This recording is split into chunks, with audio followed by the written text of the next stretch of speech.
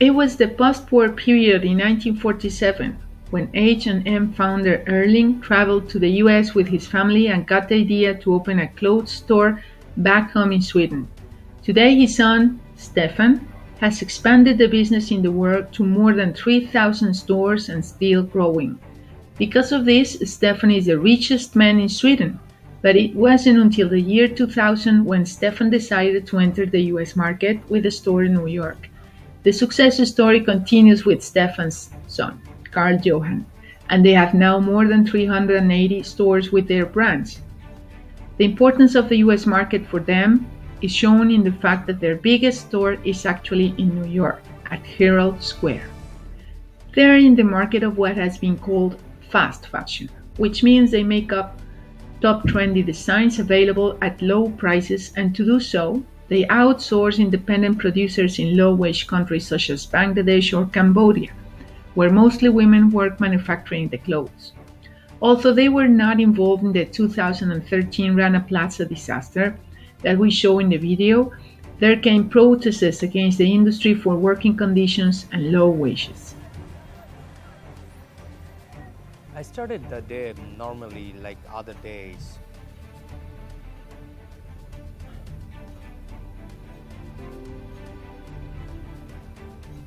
To show H&M commitment with improving working conditions in the area, Carl Johan has even met with the president of Bangladesh to promote higher minimum wages in the industry.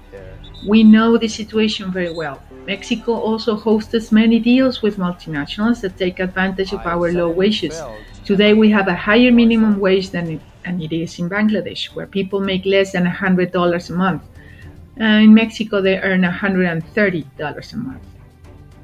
But H&M does not see Mexico as an outsourcing partner, they see it as a potential emerging market, so their challenges in our country may be quite different from those in the US. Carl Johan considers the US world's most important economy with great potential, with the retail industry growing at an expected 4.1% this year, more than the 3.5% growth last year, according to Forbes. New York remains the place of reference for fashion in America. They know it, and their results show this when this year their sales rose monthly at least 10% since January. The US has a stable business environment showing clear signs of economic recovery, and its consumers have become more ethical too. Protests by fashion-related NGOs have become more common. Suits for H&M have made their way because of lead content and other issues with local brands that claim copyright infringements. Do you remember Olivia Wilde? The Tron Legacy movie star. She is the ambassador of their new Conscious exclusive collection. Creativity and sustainability aren't in opposition.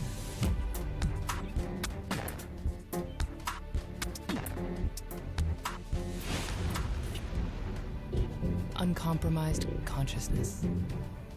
This collection was H&M's way to address the sustainability concern over the fashion industry. Carl Johan has given a clear instruction to support sustainability efforts in the company, embedded into their culture. He strongly believes that sustainability in fashion is a must.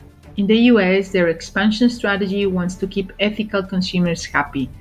Katerina Midby, their sustainable fashion advisor, explains that the point of the collection is to make the highest fashion we can think of, she said, to show that sustainable fashion can be fashionable. But back to Olivia, she is with Barbara Burchfield. They are the ones behind the Conscious Commerce website that promotes initiatives like this one to improve commercial practices. They actually chose sustainable brands to feature at the Natural Wood pop-up inside the H&M store. The collection was presented in New York, where Katerina admits that the sustainable collection takes twice as long to source as regular garments. That is why they will innovate fabrics as a contribution for the fashion industry's sustainability. She says anyone will be able to use those new sustainable fabrics. H&M's success story in the US is not over, and their winning strategy on sustainability with their new Conscious exclusive collection is a good example. It is a collection made from sustainable materials such as recycled plastic beads and sequins, organic linen, silk, recycled polyester, and other. Carl-Johan is the third generation leading H&M, so he knows what long-term benefits mean.